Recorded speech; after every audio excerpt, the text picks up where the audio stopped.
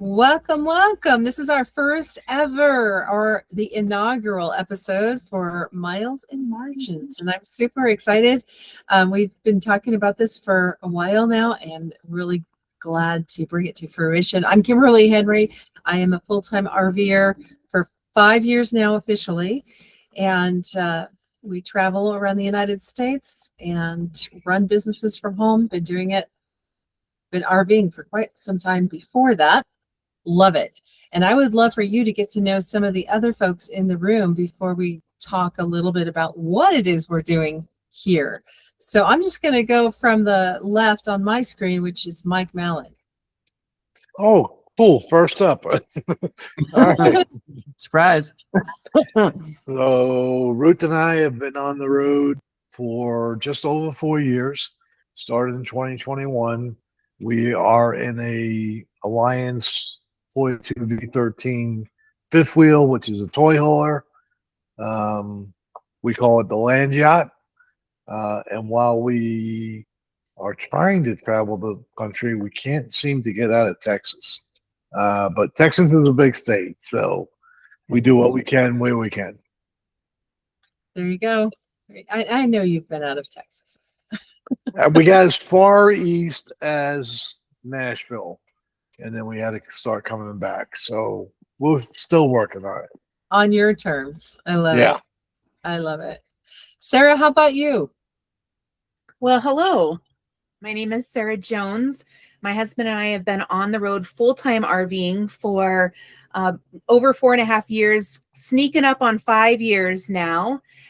We do travel all over the United States. We winter in Arizona because, we don't have to worry about snow where we're at down there. But the rest of the year, we do travel. We do have multiple businesses. We're doing some work camping this year. So always an adventure, and you never quite know what's going to happen next. Right? That is for sure. And Mike will tell us what he's doing this weekend coming up. Probably. Yeah, John, you're the outlier here today. Tell us about you. I am the outlier. So I'm John Paduchak, and I'm a part-time RVer. I do a lot of work from my RV while I'm on the road. My wife and I travel mostly around New England, but we do travel, different places around the country from time to time. And, I run a global exit planning business. So it's important to be able to keep in touch with them while I'm on the road. Mm-hmm. Mm-hmm. Excellent. Well, love you guys. Love you for being here. We've got a couple of other folks who may pop in from time to time and share their perspective and wisdom and mishaps and hilarity, I'm sure.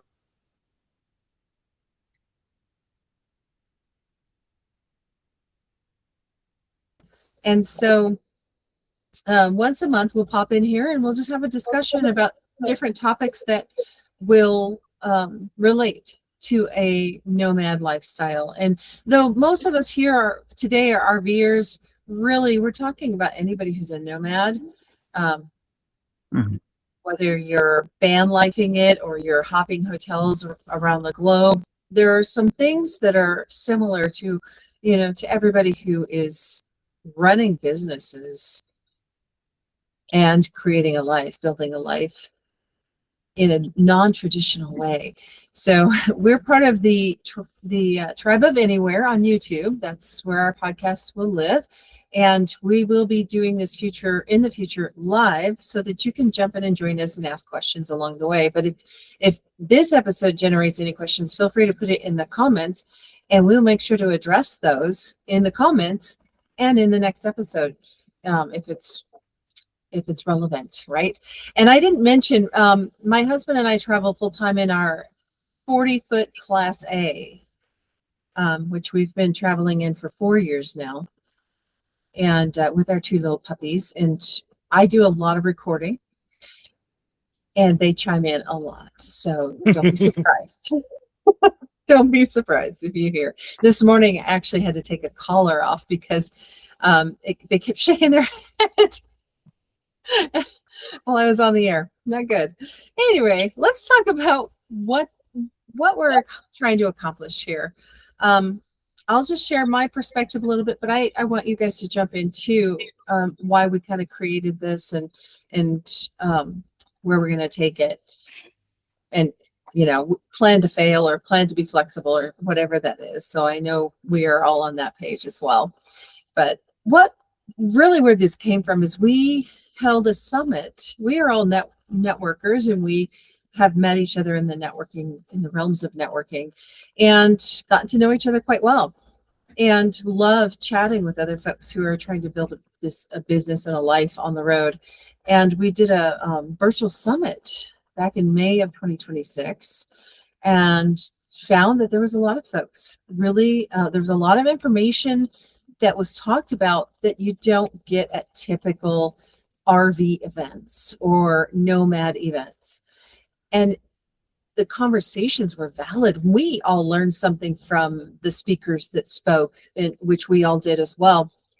And so I think what we thought, is that grammatically correct? Is that we could create an avenue that we could continue that conversation and attract more like-minded people to add their commentary to the conversation as well. How'd I do, guys? Have anything to add? Good. Yeah, pretty good. Yeah, right on target. Wow. Okay. Well, I don't need you guys. Oh no. See ya. No, I'm just kidding. I mean, our directions did state that we needed to wait for you to Right.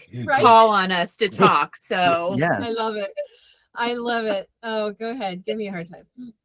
Thank you, AI. The AI brand kit said that nobody could speak unless Kimberly called on them, but we're not gonna do that. I'm bucking the AI system on that one. Okay, so guys, let's talk about what's possible. And what's possible is what we're all doing right now. So anybody want to jump in first? I'm going to let you kind of popcorn it. Anybody want to jump in first and talk about what you're building and how you're building it? Well, I'll lead off. Ours came from, we were inspired by the movie Up. I don't know if you've ever seen that movie. Yes, the animated movie. Yeah. Mm-hmm. Ruth and we're big Disney fans. A lot of what we've done has been based off of our Disney influence. And we had snuck into a drive-in theater that was already overbooked to watch that movie when it came out. And we actually turned our truck around so that we could see it from the other parking lot and tuned in. But anyhow, 10 minutes into that movie, it was all about, you've got this vision, you got this dream, this adventure you want to do, and somehow life gets in the way and you can't do it. And that was the moment we kicked ourselves in the butt and said, we're not going to wait anymore. We're going to go start doing this. So this became our adventure, and that's what we're building. Business is part of it, but the lifestyle is really what makes the difference. Yeah. So what were the obstacles that you had to overcome to build a business to create this life? The hardest part was the network. Once we left Houston, we had a broad network of people that we worked with in our corporate jobs and that knew us, and we started the new business. But the perception was, for a lot of people, when we started the RV lifestyle, they all thought we were retired. I was like, no, that's not it. We're just not in a physical location anymore. We're actually doing this so that we could go visit clients and prospective customers where they are. Mm-hmm. We could take the business to them, not just sit in one static place and have you come to us. We actually set up the oil hauler portion of the fifth wheel as a traveling showroom and office. So, we do promotional products. So a lot of times people want to touch and feel things and see them. And, we can now do that. We bring it right to them. I can pull in your parking lot, and we got everything with us. I love it. I want to know more about your business, and I intended on kind of doing that in one fell swoop, but I like the idea of just moving on and finding about Sarah and John's kind of inspiration, and then we'll come back to the technicalities of the business piece. Does that sound good? Yeah. Good. Yeah. Okay, who's next? Sarah, John? I'll jump Ladies in. first. I'll jump in and say that we did not plan to be full-time RVers. It wasn't some grand thing of like, let's sell everything and jump in an RV and go travel. And in fact, I almost hated traveling. I liked keeping my feet on the ground, and I liked just being in my house. And we were moving from Colorado. We planned for years to move from Colorado to Arizona. And I will tell you, the universe just kept putting roadblock after roadblock after roadblock in our way of, buying a home in Arizona. Selling in Colorado was easy, packing the stuff up and everything was easy, relatively easy, but buying a home was really challenging. And we ended up in an old fifth wheel. We had zero experience with RVing, or literally zero experience. And a week before we were ready to close on our house, we bought this old fifth wheel because it was simply a place to live, because we didn't have a place to live. And so we pulled it to Arizona, and we thought about full-time RVing after meeting some people in the RV resort that we were in that, they said, we wish we would have traveled more when we had the finances to do it and we had the health to do it. And my husband and I looked at each other and we're like, what's stopping us from traveling? And really the answer was nothing. And so we made that decision in about 5 minutes of like, okay, let's travel. So we sold the old one. We bought the Carmen, who's our solitude. Her name is Carmen, and we bought Carmen, and the rest is history. So they say. And I just want to say that it really was about, I think it was easy to say yes because it felt like I was supposed to say yes. I didn't know that this was an option beforehand, but I just felt in my gut that this was the direction that I needed to go. And I'm a completely different person now because of it. And I'm so grateful all those roadblocks were put in our way, because couldn't imagine life any different now. So Isn't that the truth? It's really hard to think about. So every once in a while I dream about buying a house. And I think, but then that's the only experience I'm going to have for the rest of my life. Yeah. Because you don't buy a house and then next year you buy a different house, and then most of us don't. That's a lot of work. So, yeah, John, what about you? Tell us about your part-time RVing and business travel life. Yeah, so my traveling ideas were a little different. I had always had the idea of traveling full time, but I have an autistic son and he didn't like it, and so we ended up just I travel for business. I take the RV on business trips and work from it while I'm on the road, and my wife and I just, like I said, enjoy traveling around New England to different places and seeing different things here. And it's funny, I always wanted to own a Class A RV. And so one day one came up on the market and my wife went to get her hair cut. And next thing I know, I got an RV. And so it's been fun ever since. We started out with a long trip. We went to took it to our daughter's wedding, and then Which one? it just ended up doing a bunch of different other things with it as time went on, using it more for business, and having everything else set up for that has been quite an experience. Nice. And I think I remember you telling me once, because you had a stint where your RV wasn't really running, but I do remember you telling me once that you even used it parked just for an office. I do. Yeah. A lot of times I'll just leave the house, go somewhere in town and park and use it for an office. It works out great. Well, for us, we've, like I said, been traveling full time for 5 years. I grew up traveling. by car, plane, camper, RV, all over the western part of the United States. So that's in my blood, to just get up and go somewhere when it suits me. And so it was a natural evolution, I think, for us. But there was a few things that happened in my life, and I'll be brief on all of them because I don't want to go down the rabbit hole. But I had an instance where my mom, she was caring for her husband who had Parkinson's, and she was working full time. She finally retired so that she could caregive for him full time and have a little bit of life for herself. Less than a month later, she landed in the hospital, and 4 months later, she passed away. And that was a huge wake-up call that you don't wait till 65 to live your life. If that, if you want to live your life, that was a wake-up call for me.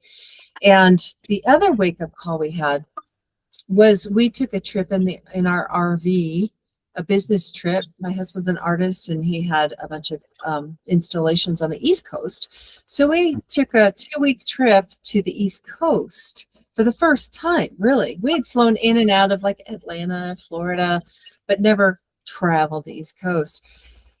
And even though we had a beautiful property in Colorado with incredible views, we realized there was so much more that we could see if we just got out there and saw it. And so at the end of that 2-week trip, I called my realtor and said, put our house on the market. And within 2 weeks, we had it ready to sell. And it took us 6 months to make that happen because it was a weird time in the marketplace. But in that 6 months, we were living in our RV and getting the house ready to go, getting rid of all of our stuff. COVID, the pandemic, was a huge benefit as well. I think we probably all experienced that, where we learned we didn't have to be tied to an office to get work done. Yep. And so that allowed us maybe the freedom of thought that my husband could move his architecture business to the RV and still work with his team in Colorado. Worked great. So that's what we've been doing for 5 years, travel. And we bought an RV specifically with that in mind, so that we could have separate space, because we both talk a lot and Zoom a lot. All the things. And then sometimes we just don't want to see each other, so we shut the door. That works. Yeah. So I do. I would love to help people dream a little bit about what's possible. Share a little bit about what kind of businesses we're running, and what allows us to do that. I'll just share that I do a lot of radio, podcasting, voiceover. So it's important for me to have that closed door. It really is. It's not personal. And I do a lot of marketing and relationship building, ton of networking. My husband's an architect and an artist. And so we use a lot of bandwidth because we're both uploading lots of big files and having lots of video conferencing going on. And so that was really important to us too, is to figure out how to accomplish that. We did it for 4 years without Starlink. I want to just put that on the record. But then there came a point in time where Starlink had to happen or we were out of business. So, and we are in that campground right now that started our Starlink journey in Denison, Colorado. So there you go. That's me. What are you guys doing to fund your lifestyle? How much time do we have? Right. Yeah, right. Everything. We're doing everything we can. Whatever. Yeah, Whatever it exactly. takes. Well, that's cool though. Sarah, tell us, because I know you do have your hands on a lot of things, and some things you wouldn't think to talk about on a business podcast, really, but it's all part of the puzzle, right? Yeah. And I joke, but we really do a lot of things so we can continue living this lifestyle, and we are in a position that one thing isn't supporting us. So we do multiple things so it can support us, so we can continue to travel the way that we want to travel. And so I'm a financial coach and consultant. So I work with, small business owners, couples, individuals, and really help them build solid financial foundations so they can use their money in ways that feel like it's actually benefit to them. So they can maybe feel like they have a chance of retiring at some point in life. So they feel like they can travel the way they want to. So they just feel like they're not constantly digging out all the time. And, really the reason I became a financial coach had everything to do with the health and wellness company that I have been a marketing executive with for 19 years, because they introduced me to like this debt-free lifestyle. I had no idea that was even possible. And so I make some money from the health and wellness store, for referrals. And we also a couple of years ago started a metal printing business. So people send us their like custom their photos, photos from their phone, computer, artwork, digital artwork, graphics, whatever, and we print it on metal and ship it. We do all of that from our RV. I make a lot of sourdough and goodies, cinnamon rolls, and sell that from RV and the different parks. And in some months, that's $500-600, right, of just some extra income coming in, which makes a difference for us, right? And my husband, we're doing some work camping. So we're actually staying at an RV park right now for free, quote unquote, for free, because he spends 20 hours a week, working for the RV park. So our cost of living is, lowered. And then anything above 20 hours a week, he gets paid hourly. And we've got a couple of other kind of work camping gigs, for the rest of the year. So it's, I think it's about not spreading yourself too thin, because I think that can happen, pretty quickly if you're not intentional and aware of it. But I think we've done a pretty good job of looking at what are our skills, what do we truly enjoy doing, what lights us up, what makes us really build this life that feels fulfilling for us, and still allows us to travel. And for us, it's these multiple streams of income that we have coming in. So. I love it. That sourdough, that's amazing. I've been baking sourdough, and I'm not consistently good. I can get a good loaf, but I'm not consistently good. But even my mediocre loaves, I gave them as gifts when we left our last resort that we were at.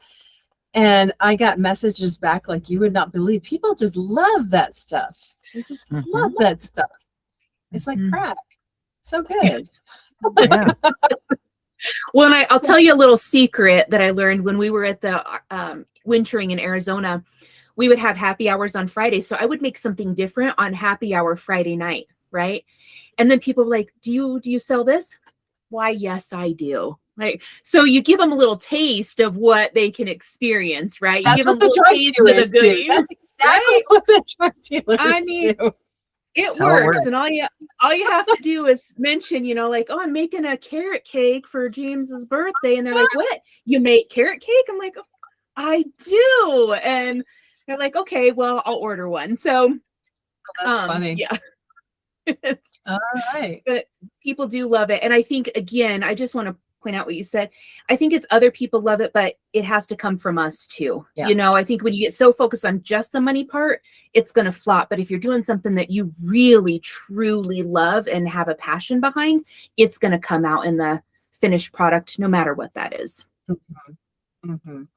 It doesn't mean that you don't have to put some effort into the business part of it, the marketing part, all of that. Absolutely. Absolutely. Yeah. But passion is, I think, secret sauce for sure. Absolutely. Yeah. All right, Mike, what's going on with Storyteller Promotions? Tell us about how that works for you on the road. And what so it is. Even I know what it is, but it's kind of morphed over the years. We started off as decorators primarily. We would decorate your coffee cups and your T-shirts and your little tchotchkes because we had all the equipment in-house to print all that stuff. And then as we moved into the RV world, again, we bought the toy hauler with the idea that we would bring everything with us. So we actually had the laser machine on board. We had the heat press. We had everything with us. And quite honestly, set our system up so that we did it once, where we pulled into a FedEx parking lot, picked up a shipment of shirts, brought it into the RV, fired up the generator, turned on the heat presses, decorated the shirts, put them back in the box, and took them back into FedEx and shipped them out. Wow. Because of doing things that way and adapting, and we've actually now morphed into the next evolution where Ruth and I are more now brand consultants. We call ourselves the Tchotchke Concierge. You're going to buy this stuff anyhow, so why not buy it or work with somebody who knows the industry, knows where things are made and how they're made and how well they're made, so that you're not wasting money on things that people are not going to keep, wear, or use. Because if you do, it's just going in the trash. So let us curate something for you that actually makes sense, and people will keep it. Mm-hmm. So from that, we now have a design facility in San Antonio, and we've got a warehouse fulfillment facility in Dallas, so we can still print and laser etch the smaller quantity things. We can make all the designs and the logos and the graphics and everything else. We can work with your artwork so that it looks good regardless of what you put it on. And now it's more about talking to clients, managing their programs. We do a lot of online stores for corporations.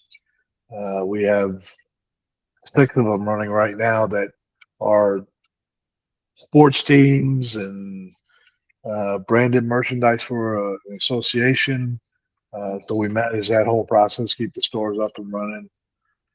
Yeah, so that's kind of where we are now. We're lucky enough that the money we invested into our own company has kept us afloat for 15 years.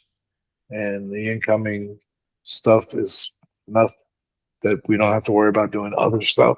We can focus on that. And I think the most important thing we did was we structured our lifestyle so that for just about $200 a month, I've always got a place to stay. Mm-hmm. So, yeah, it's easy. We were able to lower the costs, so we don't have to worry too much about it. Yeah. And it can be done. Yeah. It can be done for sure. And you don't have to sit in a little parking lot in Podunk, Texas to make that happen either. You can live in resorts. Well, I tell you, that was one of the frustrations we had before we made the move to go, was we were looking at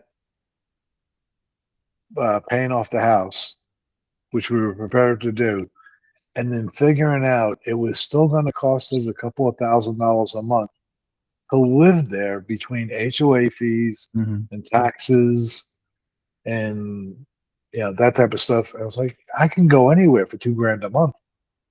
Yeah, absolutely. John, you are an exit plan person. I am. And strategist. So I always designed my life so that I could go anywhere, anytime I pleased. I've always been a consultant, always worked for myself. And the one thing that I found that I couldn't do is automate more businesses so that the business owners could always get out of the business they were in. In fact, only 1 out of 11 businesses gets an offer to sell. And so recently I took over a business from its founder, and the founder's 80 years old, and he found a way to lease out businesses. And that was kind of the one piece that I was missing. And so now I can pretty much go anywhere. I can help other business owners, work 20 hours a week or less and they can eventually lease their businesses and not even have to worry about the challenges of trying to sell it and the extra capital gains and taxes and all that stuff. And then on the side, I've always had a lot of passive income things going on because I don't know, always think about that stuff. In fact, my wife and I had a really interesting story. We went on a harvest host trip and bumped into a young couple that had plans to travel all around the country and ran out of money after 5 states. And I'll never forget that. And we were talking to them and literally said, "How did that happen to you?" And they had not prepared and didn't figure out ways to have income coming in while they're traveling. They just save up the money and figured that was going to do it. But it just goes to show that does not always work. And of course, our biggest challenge to going to traveling full time is, like I said, my son. But then my wife has a brick and mortar business. She's a physical therapist and massage therapist in private practice, and so the world around us depends on her over here. We need her to come out and travel with us. I know. I keep saying that to her, but she's booked 4 to 6 months in advance. I guess it's because I'm a very good marketer. There you go. Well, too good. So you Too good. book her on the road, though. I mean, who would love a great massage after 3 or 4 or 6 or 8 hours driving? Yeah, I know. Right. Well, and eventually that's the plan, is to be able to do that. And she wants to get out of that business and have more freedom. And a lot of times that's the case. How do I find the freedom to do this? And that's the piece you got to really spend a lot of time looking for. Well, you guys, I don't know if you guys agree or not, but I think most people don't understand that they can look for those solutions. We get stuck in the rut of waking up, going to the office, coming home, doing dinner, putting the kids to bed, going to bed, waking up, going back to we get in that rut and we don't really allow ourselves to believe there's another way of doing it. Yeah. Right. And so once you can open your mind up to the possibility and kind of dream a little bit about what you want to create, then you can sit down, like you're saying, John, and I know, like Sarah, like you do with your clients, and figure out what it is you want to create, and then what is it going to take to get there, and what are the and I'm sure you guys have all experienced this. What are the things that you need to kind of have waiting in the wings in case, if A doesn't work, then you've got B, or maybe even C, D, E, and F, so that your base is covered. I don't know. What kind of experiences have you guys had or seen around that? I see the wheels. Yeah. A lot of mine comes from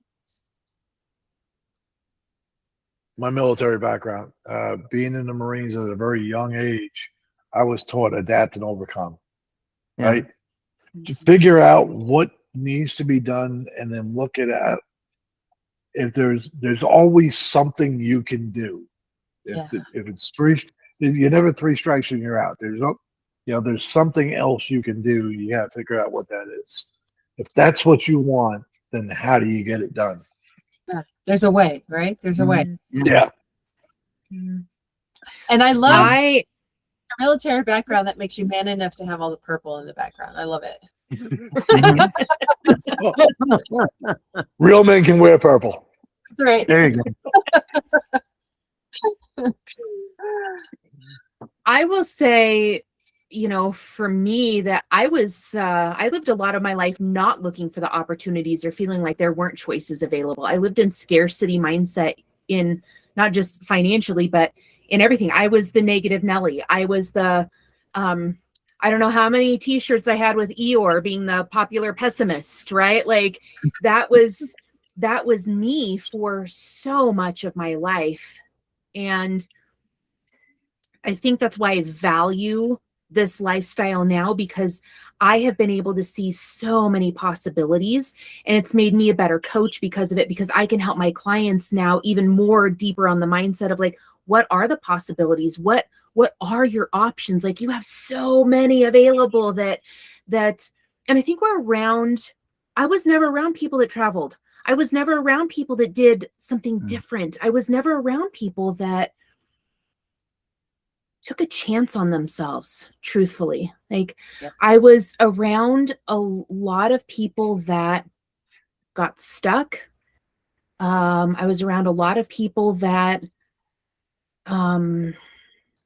lived in a lot of that negativity, right? I and scarcity, and I was around a lot of people that kind of set this really, really low standard for themselves, right? That they never tried to do anything different. So, when we decided to travel full time, I was terrified. Like, I didn't know that was like really a thing. I didn't follow full-time RVers. I didn't know that people lived. I truthfully didn't. I knew that people kind of did, but I didn't really understand it. And so I think, what I've seen is people get into full-time RV life. They don't understand the financial piece of it, a lot of it, because it's not like it's not necessarily a cheaper way to live. It can be, but it's not necessarily. I think there's a lot of pieces that people don't account for, financially, and then they stop.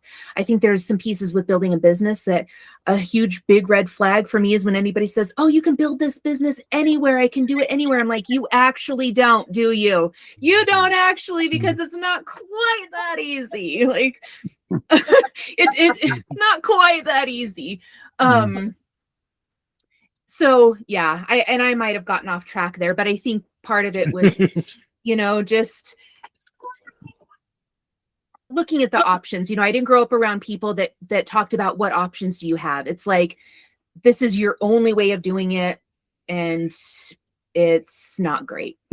Right? Like, it was just in that negativity all the time. So yeah. Well, the converse is also debilitating when you grow up having people telling you can do anything, you set your mind to, because then you have all the choices and you become a jack of no trades. You become a mediocre jack of all trades, right? That was kind of the environment I grew up in. It's like, you can be whatever you want to be. Okay, then I'm going to sample a little bit of everything. And I didn't have a strong track to run on for a while. So I think you have to find your middle ground, your balance. Mm-hmm. Yeah, It's interesting. I never quite realized how much Sarah and I had in common until just now. Because I grew up on a farm, and I don't think my entire family ever went on a vacation, and I don't think anybody ever around us really vacationed that much, because we grew up in a small town in the middle of kind of nowhere, and we had one really well-to-do family of farmers where I lived, and they bought an RV one year. And I think ever since that time, I said, one of these days I'm gonna have my own RV. And then my father passed away, and I said, you know what? I don't live on a farm anymore, and I really enjoyed having a farm truck. An RV would be kind of like that. and so here I am. Not sure. With a classic holiday Rambler, 32 feet long, and it's kind of like I kind of jokingly call it my farm truck, but that's how I ended up in that whole thing. But it's very true. All the people around us were, kind of never went on vacation. Much like Sarah's upbringing. So. Oh, interesting. But somewhere along the line, you figured out that you could create that. And maybe it was the RV, it was the inspiration. It was definitely the inspiration, because it was fun. It was fun seeing it. And, I lived out in the Buffalo, between Buffalo and Rochester, New York. and the this one family had bought it to go to all the Bills games, and so that's how they went to all the games together, and the whole family would hop in, and I'm going, gosh, it looks like fun. And it always stuck with me. And then I had the opportunity to buy my own, and here I am. So it's kind of funny how things work out that way. Yeah. I met someone here, so I want to offer a few more examples that are out there for people to start dreaming about what they could do on the road. Just this week, I met a woman who is a professional gold miner. Ooh. So she travels around to different gold mine sites. And I guess they're all over the place. You have to know where they are, and then you have to get a permit to go dig them. Mm-hmm.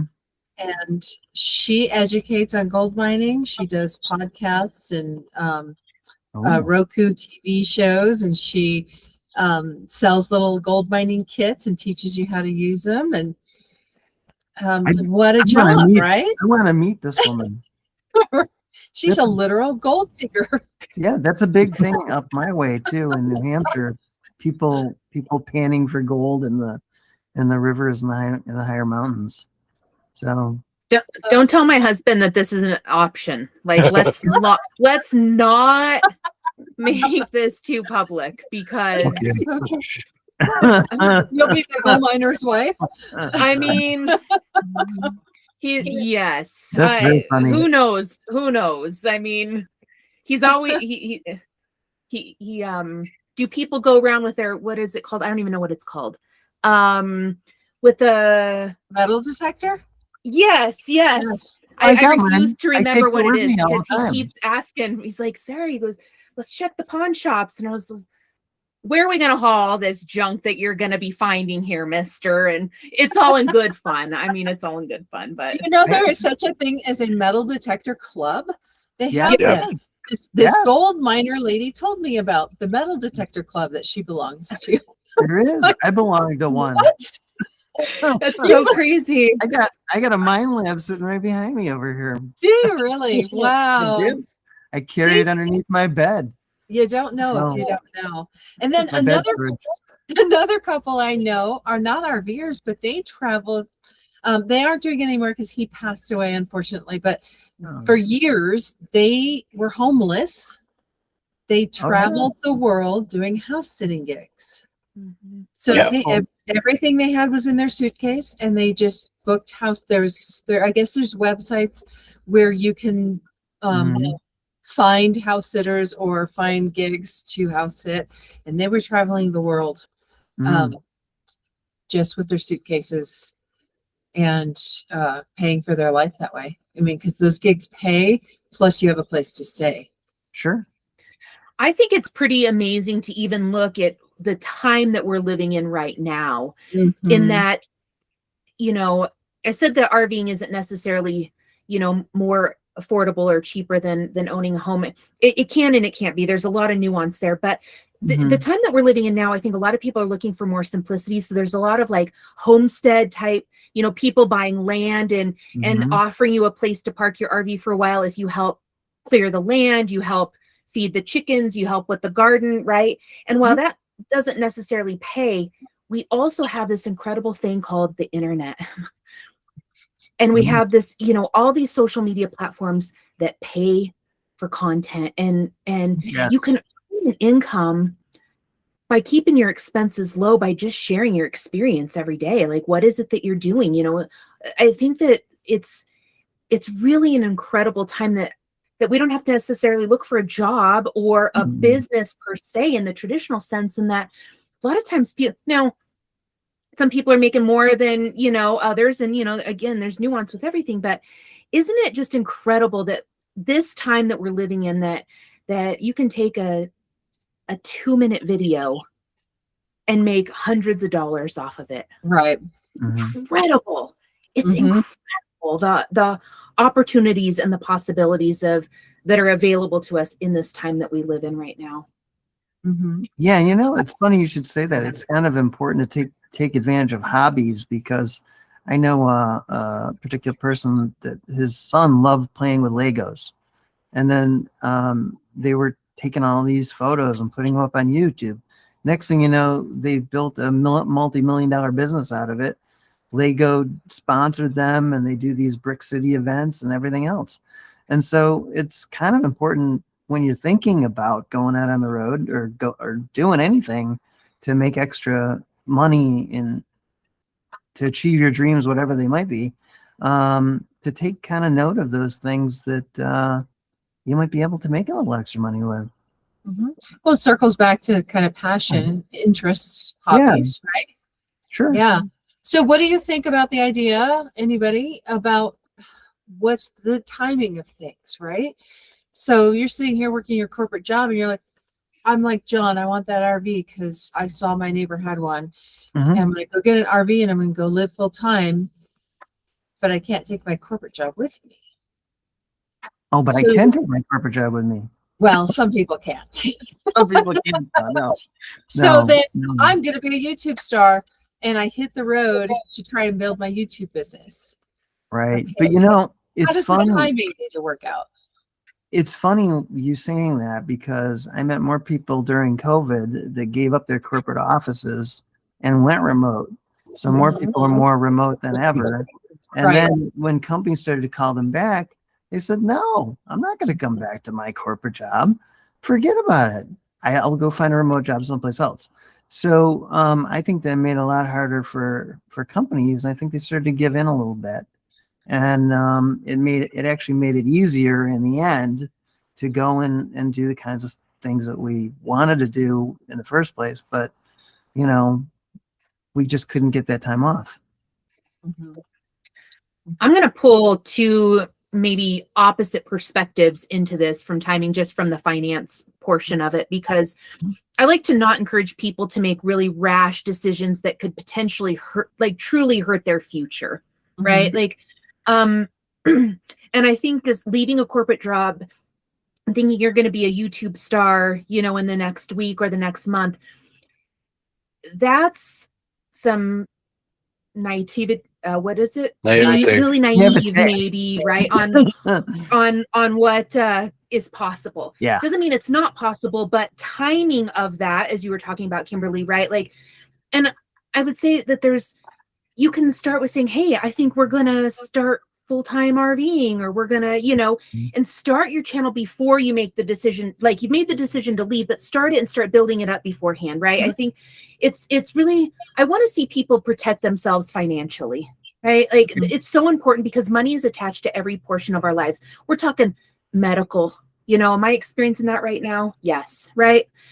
Future, retirement, maintenance, taking care of your kids, just eating, you know, where are you staying, fuel costs. Like, there are so many insurances and everything that I hate to see somebody make just a rash decision that really could put them in turmoil and financial distress. Like, that's not helpful in any part of our life, right? But I also would hate to see somebody wait for like the perfect time to do it either. There is no perfect time. No. Right? No perfect time. And so you have to, and I don't particularly like the word balance either, but maybe looking at, okay, let me set these parameters. So once I hit these parameters, then I know I'm going to be quote unquote safe to take off and do it, right? It's still going to be scary. Everything's not perfect, but I've planned a little bit as best as I can, right? Yep. So those are just my two kind of, you know, perspectives on timing with it from. Valid. Yeah. What do you think about so maybe you have your nest egg and you don't want to blow your nest egg, because we all want to retire at some point, or we're going to have a medical emergency, or an RV blow up, or, you know, something. So we need to have a nest egg, but maybe you can take a portion of that nest egg to try and build your dream. If you want to hit the road right now, if you're like me and you just take action right away. But then, as you said, Sarah, set some parameters. So if it's not working by X amount of time, if I'm not funding my life by X amount of time, whether it's how much money I have left in the bank or a calendar timeline or whatever, then I have this other project that I can go back to. I can go park back in the town that I lived in and go back to work for my employer, or go find a job at a coffee shop, or, you know, have a plan.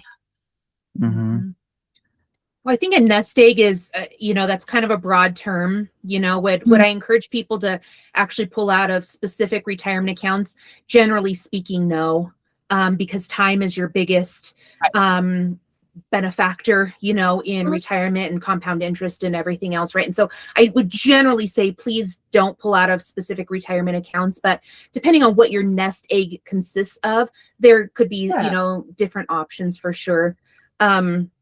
I really love people having a plan and giving themselves, like a time frame of, this is how much I've got to invest in my future, because that's what you're doing, right?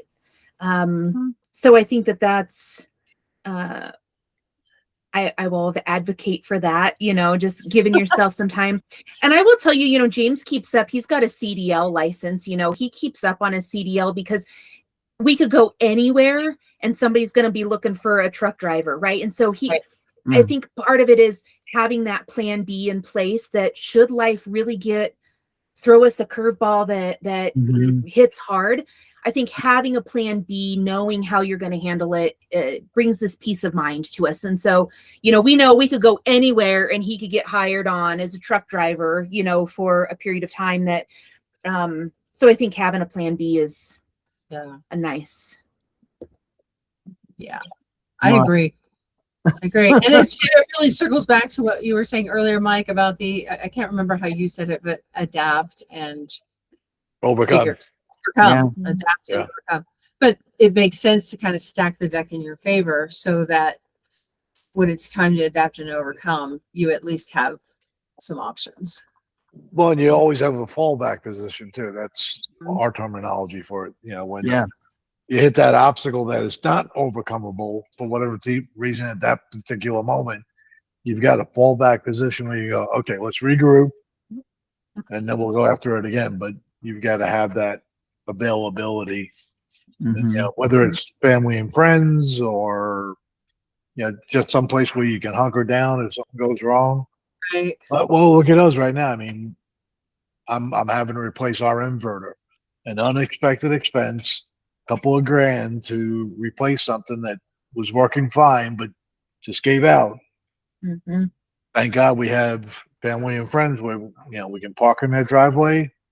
I've got a place to work on the RV, get things fixed up, and then we can take off again. Yeah. Yep. And this applies to your RV, your maintenance, where you're living, all those things, your medical expenses and stuff, but it applies to your business too, right? Sure. Yeah, you need to have a fallback position for your business. Well, I'll echo what Sarah was saying. I think to be financially responsible, I mean, we dug into our 401ks to start our business. We actually used our dormant 401ks to invest in it. So we probably didn't we made the right move for us at the time. So I'll just go with that. But we've always maintained that 4 to 6 months of expenses just sitting in an account. So if something does happen, we've got some buffer. We've got some buffer time. Before we really have to worry about things. Makes a lot of sense. I think as we move along, we'll get into more specifics like technology of running a business, mindset, work, different, where to travel, how to choose where to travel, how to maximize your travel for business connections, and doing business or customer service and all that. And Mike, I know you alluded to that earlier, that's one of the things that played into you becoming an RVer, is that you could provide that more face to face. So I think there's a lot of things we'll touch on in the months to come, and we will be preparing for the next Anchored in Freedom Summit, which is happening in January. So get that on your calendar. I believe it's January 21st. That's virtual summit, so you don't have to go anywhere. And and then who knows what 2027 will bring. Maybe we'll meet up somewhere and have a little hangout session for our Tribe of Anywhere folks. Anybody who wants to join. That would be cool. Yep. Sounds good. Fun. All right. Mhm. Any last words before we wrap things up? Just want to say thank you for the conversation and the different perspectives. You Mhm. know, we all come from different backgrounds and different perspectives and different beliefs, and there's no one right way or one wrong way to do things, right? There's, you know, I do things wrong in a lot of different ways, and Right. I'm learning how to correct it, right? But I just appreciate, you know, the group and having the conversation that it's, we're all coming from different perspectives. We're all in different seasons of life. We're all different ages, and I think that that's beautiful, that we can come together and share all of this in a way that's supportive to other people, maybe wanting to do it too. Mm-hmm. Yay. I'm big on regardless of the lifestyle you choose, seize the moment. Yes. Life's too short. Just seize the Yeah. moment. Mm-hmm. Love it. Those are great last words. Mm-hmm. All right. Well, this is the Miles and Margins. Margins. Margins. Yes. I don't know why I can't keep that margins word in my brain. Miles and Margins podcast. And I'm used to having a script in front of me. I think that's it. And we live on YouTube in the Tribe of Anywhere. If you like to network with fellow nomads, find us on alignable.com in the Anywhere Alliance group. And that's where we will hold our networking events and things, but you can find that information on our YouTube channel as well. And then in the show notes, you'll get a transcript of this. You'll get connections with all four of us. So you can, if somebody resonated with you or if you have a question for them, feel free to look in the show notes and find them. And also, I had one more thing. What is It's it? always the way it works. Join us again next time. Subscribe to the channel so that you'll get notifications for our next podcast. Y'all have a fabulous day. You too. Thanks, guys. Take care. Have fun. Bye, Bye. guys.